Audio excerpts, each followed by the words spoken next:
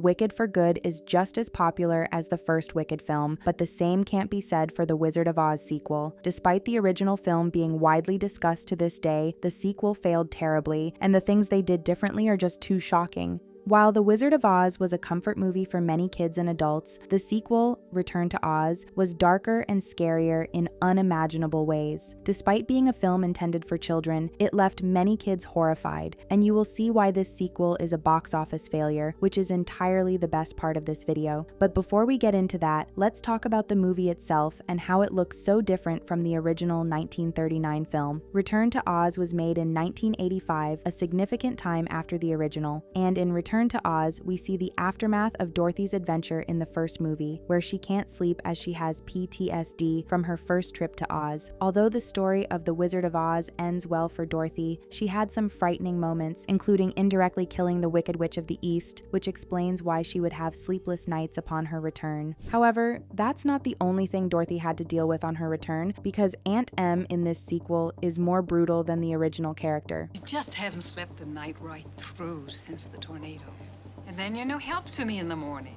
After Dorothy's long coma with the tornado that landed her in Oz, Aunt Em couldn't even cut her a break and immediately sent Dorothy to electroshock therapy, which is exactly a big surprise, as this is a Disney movie where Dorothy will be electrocuted, and it kept getting worse because Aunt Em literally left Dorothy there indefinitely so that she could go and focus on doing the work on the farm herself while Dorothy got torture therapy. In the film, we can hear people moaning in pain downstairs from the dangerous treatment, and things get even crazier when you realize all these issues, among others, contributed to the film's failure, which we'll discuss soon. After Dorothy figured she wouldn't survive in a place like that, she escaped by jumping into the river, got in a crate, and ended up back in Oz. But just when you thought you'd heard the most insane part of this film, it turns out to be even more disturbing, because the Oz she went back to is like the upside-down version of the original and a complete horror show. Interestingly though, Return to Oz isn't only scary, it's also hilarious. You won't believe that there's no dog to play Toto in the sequel, as the role was given to a talking chicken called Bellina, which is a significant downgrade from Toto. Now, people barely remember Bellina like they do Toto, but it gets even worse before we get to the best part that details everything that went wrong with the film. And to understand why it failed, it's essential to examine all these dramatic moments that deviated significantly from the original Wizard of Oz. As soon as Dorothy landed back in Oz, we see this lunch pail tree where she eats a ham sandwich, which is also really creepy compared to the original movie. The horror film takes things a step further, destroying the yellow brick road and turning everyone into stone, including her old friends, the Tin Man, Scarecrow, and Cowardly Lion, as well as some headless women who are also turned to stone. Look, Bellina,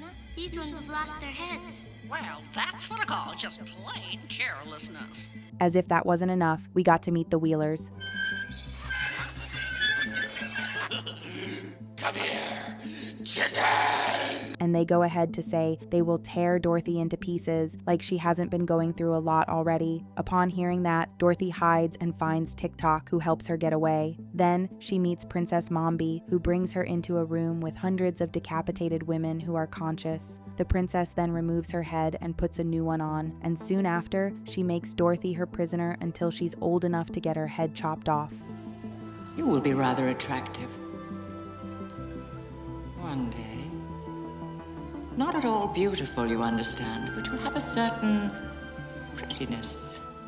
It gets darker after Dorothy builds a flying couch and she flies to the big villain, the Gnome King, who's a gay rock who wears Dorothy's the ruby slippers and serves her pie. Then, the king asked her to play a game for her life and she won. But funnily enough, the king decides to go ahead still and execute her and her friends anyway. The king goes ahead to start eating everyone one after the other, and Bellina lays an egg in his mouth. It turns out the king is allergic to eggs, which ultimately kills him. Then, Dorothy gives the ruby slippers back to the real princess, who was trapped in a mirror. After everything, Dorothy goes back home and they find her in the woods, and Aunt Em had the nerve to hold her, revealing how much she had missed her baby girl. But that's not the end of the story, as Dorothy starts seeing the princess in the mirror at home, who asks her not to tell anyone. So, coupled with the first experience from the Wizard of Oz, Dorothy got a trickier one that now leaves her hallucinating, and she ended up in a pretty bad space. After exploring the dramatic horror story in The Return of Oz, you'll easily understand understand why it failed compared to the original film, as we now examine them all. For a movie targeted at children, it was the complete opposite of what kids would love. The Wizard of Oz was like a lovely dream with the Munchkins, the witches who were funny, and a beautiful yellow brick road with Toto the dog. But Return to Oz is a complete nightmare where the story is all dark, scary, and without an obvious meaning or impact. Return to Oz got a lot of heavy criticism, and it was concluded that it was just too frightening for children. This sequel was a real surprise, since the first one felt so light and cheerful. Reviewers pointed out that the terrifying pictures were a major weakness. It didn't feel right for a family movie. They felt the scary parts went way too far and lost the charm of the original. And of course, since the primary audience couldn't watch it, it was obviously going to fail. However, that's not the only reason the movie failed. There are even more mistakes aside from the scary and undesirable tone. For a Disney movie, it was bound to fail, given how the film completely diverted from the company's theme. Disney was concerned that the director was taking the concept too seriously and didn't necessarily agree with the dangerous idea. They believed his ideas didn't align with their brand. The whole production was a mess too. They had constant problems while making the film. All these issues made the movie cost way more than planned. The budget ended up being around $28 million,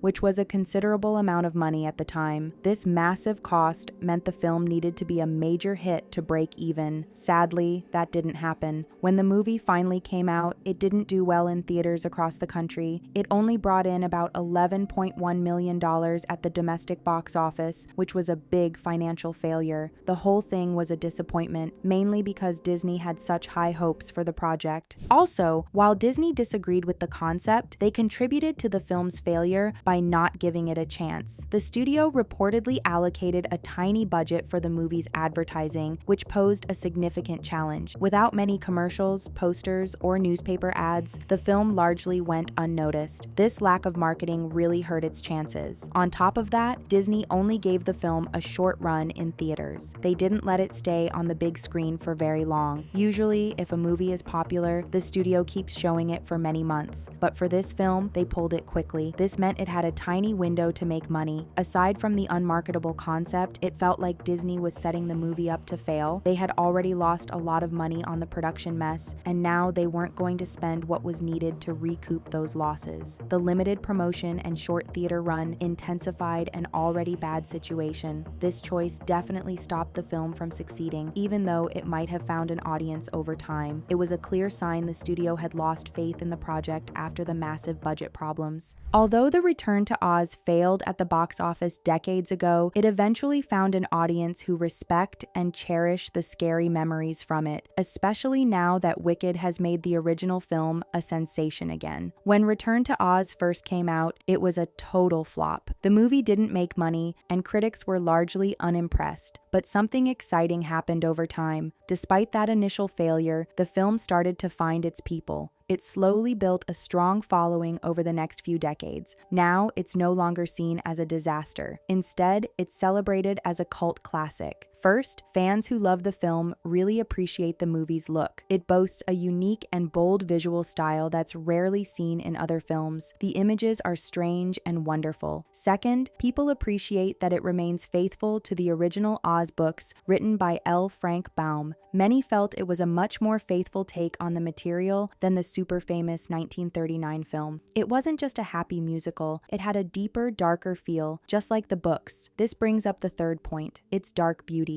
The film isn't afraid to be a little scary and moody. It's got a mysterious and almost unsettling vibe that fans find really appealing. It's a risk the filmmakers took, and even though it hurt the box office at the time, it's the very thing that made it last. And with Wicked's popularity, people are getting to see the beauty of Return to Oz.